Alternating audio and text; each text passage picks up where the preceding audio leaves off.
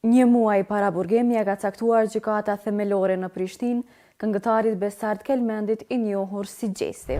Gjykata themelore në Prishtinë, Departamenti i Përgjithshëm, Divizioni për çështje penale, ka vendosur lidhur me kërkesën e prokurorisë themelore në Prishtinë për caktimin e masës së paraburgimit ndaj të pandehurit B.K.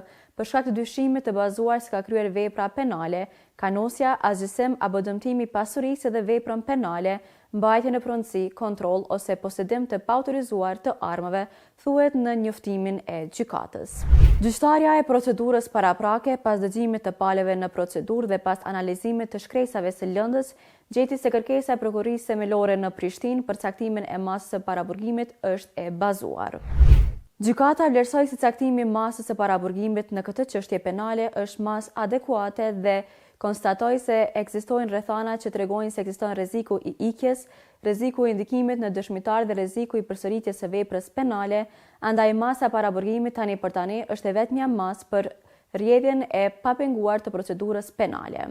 Kundër këtij aktvendimi, palët e pakënaqura kanë të drejtë ankesën në gjykatën e apelit përmes gjykatës themelore në Prishtinë, thuhet në njoftimin e gjykatës.